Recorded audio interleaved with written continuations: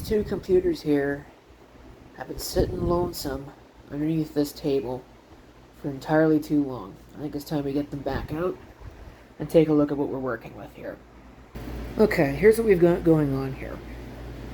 We have two systems. This is a PB500 from Packard Bell.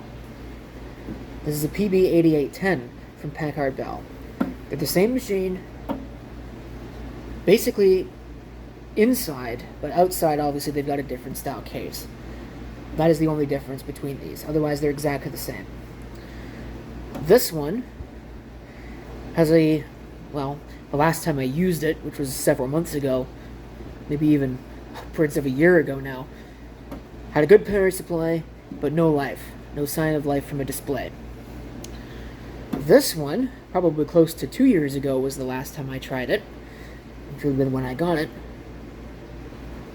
Had a good motherboard, but the power supply was bad. At the time it blew some capacitors when I tested it initially, and now it doesn't turn on at all. So what I'm going to do is, because I want to make sure that this one still works, I'm going to pump the power supply out of this, and I'm not sure if I'm going to pump the drives, but I'll probably just do the power supply first.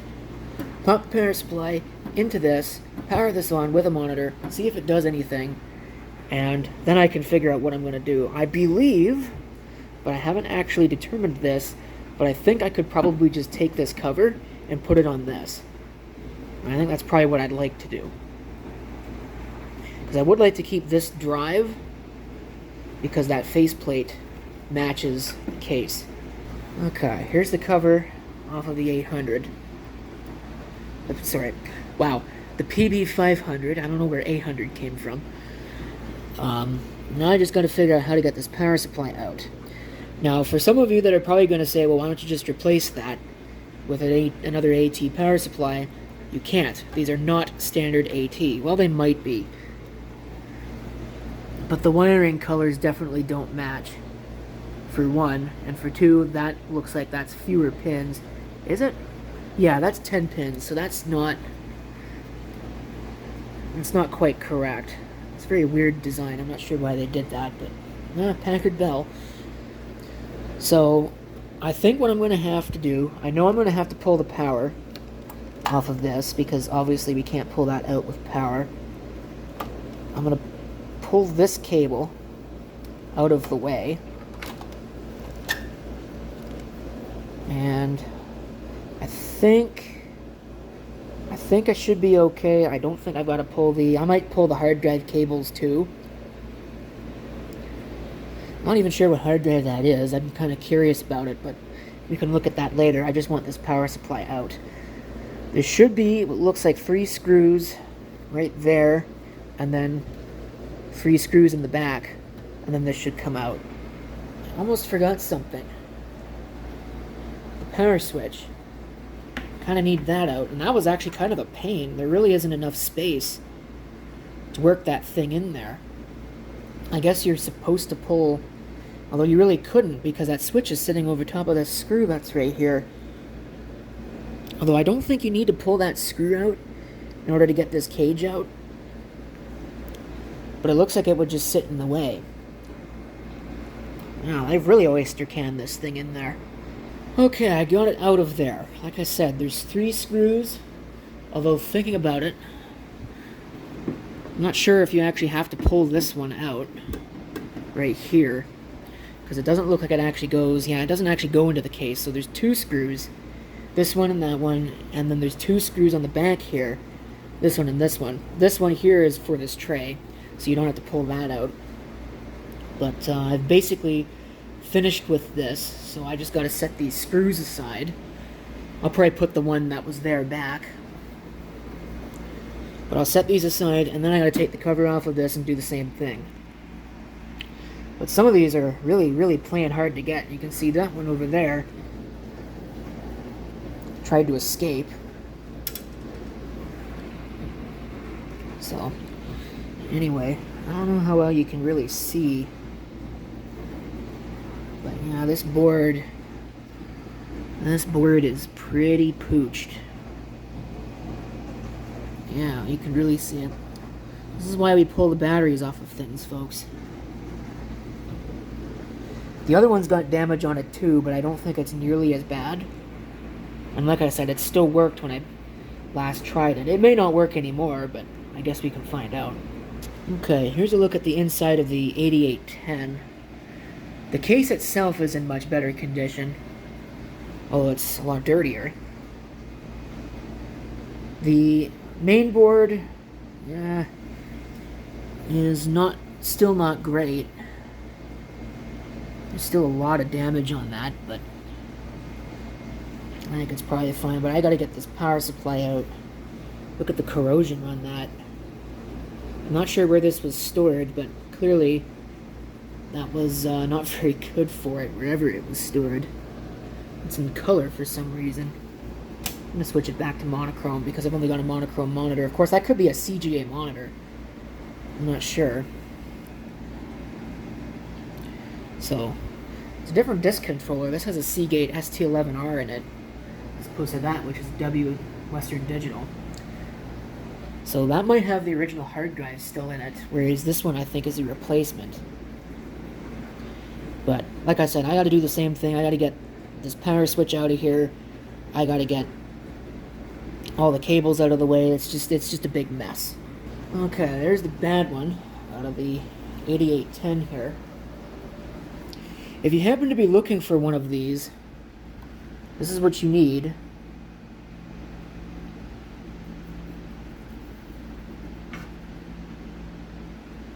Not exactly sure who manufactured this for Packard Bell, but I know it's not standard. Okay, power supply's in place. There is one thing I do need to do here, just really quick. That is route this floppy cable. I don't remember which one was actually plugged into the drive, but hopefully it was this one. Although, you know what? It's going to make it difficult to get to the hard drive cable, but we'll plug it in. Now, there is, of course, only one way for this to plug in. The correct way. So, now I'll put the cover on this. I'm going to plug into the board. I'm going to put the cover on this. I'm not going to screw the cover on, but I'll put the cover on. And we'll see. I'll get a monitor, and we'll see if this thing actually does anything. Okay, folks. I'm a little nervous. Should admit that. Should not admit that. If this thing blows up, it's probably going to take my hand off with it. Okay. Oh my god. There you go. It is working. My picture's got some stability issues, but it should be okay. I'm going to let it go through the RAM test. I don't like that picture is shaking like that. Should have a full 640K. It's going to test it twice. Well, that's very, very promising. So all I have to do, really, is just plug in the hard drive and plug in the floppy drive and find a keyboard. I don't know if I can find an XT keyboard sitting around here somewhere that's available. So here's the Seagate BIOS trying to ring in. It's not going to find anything. So far, so good. Okay, take two. Plugged in the drives, and I borrowed this keyboard off of my core data over there. That's not good. That's not good at all. Okay, I'll tell you why I powered that off almost immediately. Because this thing should do this when it's working. That light should come on basically immediately, and it should start posting. It was not doing that. And what I've determined is that when I plug this hard drive in, I get the symptom of this light not coming on and like a grinding noise coming from that this, probably because it's hitting its current limit pretty hard. So I'm not sure what's wrong. This hard drive was working when I picked up the 8810 over there. Or, I'm sorry, this is the 8810. The hard drive was working when I picked this up, but I guess it's not working now. So I'm going to have to pull that, and I'm going to replace it with that one, and I'm going to replace the faceplate at the same time. But what that means is that I probably could have just saved myself the trouble and the hassle by just replacing this entire cage. Oh well, you learn something new every day. So I gotta pull the floppy, then I gotta pull the hard drive, and I gotta put all this mess back. Alright, there it is. This is the stuff out of the 8810 originally, and I was right. This is, or actually I'm sorry, this was an ST250R. I want to say that that's a 40 megabyte drive. Anyway, the drive in the PB500 is an ST225, classic drive right there. But I'm going to switch the faceplates between these two, because I would like the white faceplate to be on this, and it looks like, although I've got to find a flat blade screwdriver to do that, it looks like that's not too difficult. Okay, ST225 in there with replacement faceplate. I've plugged it in. I have not replaced the controller. I have a feeling this is probably not going to work, because the thought actually crossed my mind that maybe this disc, or the presence of a disc in here, is putting enough of a load on this power supply that's causing it not to function.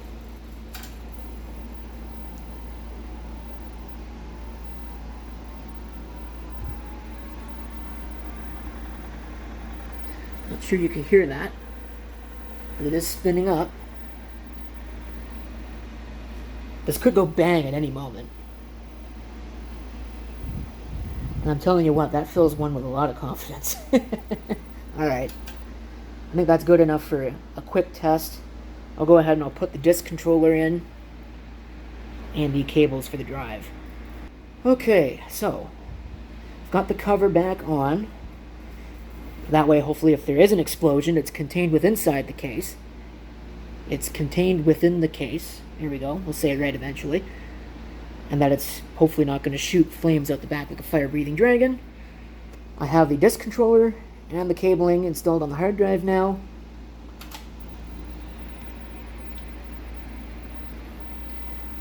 We'll let it go. I'm still very apprehensive of this because that power supply could explode at any moment. And I've had a lot of them blow up recently. Hopefully that hard drive actually works.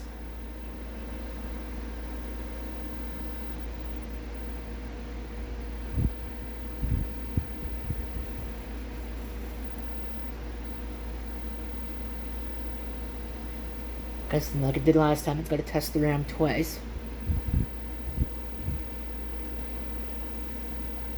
The picture's not going as nuts as it was before. But that might just be because I've let this monitor warm up.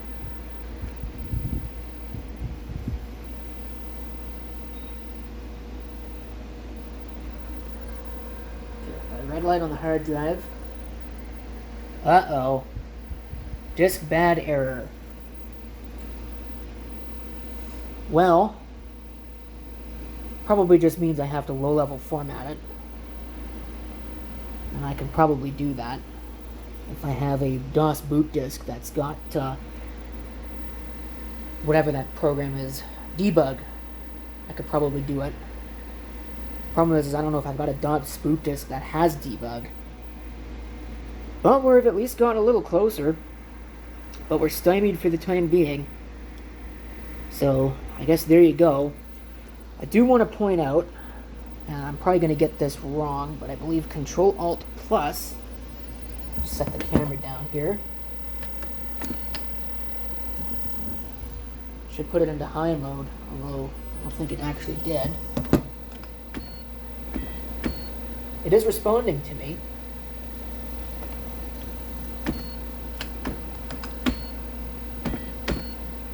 But it's not actually responding to the speed controller, at least the LED isn't. At least it doesn't look like it is. That should change to green when you put it into the turbo mode, but it doesn't. Just for kicks and grins, before I end this video, just as a little bit of a postscript, I decided to check the resistance on the power connector on this, and I think I figured out why this isn't working. I'm going to test the 12 volt side first. Keep in mind I'm on the lowest resistance scale that this thing actually offers, and I'm assuming that I'm reading into this correctly. But if you take a look, if I can get a good connection here, it looks like a reasonable resistance there on the 5 volt. And I can try that to either of the ground pins. But if we take a look at the 12 volt, again, if I can get a good connection here, I've got essentially no resistance at all. Again, that's to either of these pins. That I'm looking at that correctly? No. Maybe. Is that the 12 volt side? Yellow is usually 12 volt. Yeah, so that's the 12 volt side on that, because it's this up here, it's the top pin. I have essentially no resistance, so I don't know what went wrong, but something definitely went wrong with this drive. I guess as a post-script, I went ahead and I pulled the board out of the PB500 to take a look at what kind of damage it really was in, and I'm not liking what I'm seeing at all. It looks like, yeah, this is more than completely gone. It's like the layers of the circuit board are separating. And I believe that this is a multi-layer board, which makes this all the more impossible to fix. Not sure what that Western Digital chip is, but it's destroyed. There's corrosion all over those pins for the floppy drive. Looks like there's a fair bit of damage here. Lots of corrosion along these. Every single one of these traces is completely junk. So are those diodes and some of those resistors. This one, in fact, is completely split apart.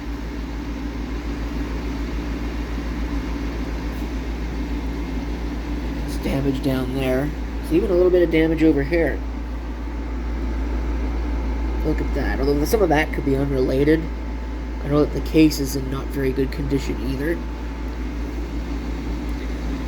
Surprisingly, even given all of that, the underside of the board doesn't look all that bad. Just, you know, major damage there, which I believe is where the battery was.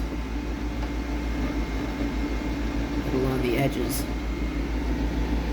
But it's pretty widespread, so there's basically no hope for this. Even though it's probably simply prolonging this video at this point, I went ahead and threw this back together. It's never going to work again. So I've pulled everything that's of any value out of it. I may also pull the CPU. Although I am entertaining thoughts of listing this for sale, and that's not your invitation to start begging, wheedling, or pleading for it in the comments. But I'm greatly curious if this power supply actually still works. Because the last time I tested it, when I knew that it wouldn't power on anymore, that ST250R was plugged into it. So, let's see what happens. Unbelievable. It does actually still work. So yeah, I think this thing might have a little bit of residual value. So, I'll have to do something about that hard drive. I was kind of hoping that the other one would work, but looks like that is not the case. So, we'll go ahead and we'll shut this video down, and at some point in the future, we will go ahead and take a look at this again. Hopefully not too long from now, because I don't know how much longer that power supply is going to live. And we will set this thing up with DOS and everything that it needs. But for the meantime, thank you for watching, and if you have any comments, feel free to leave them below.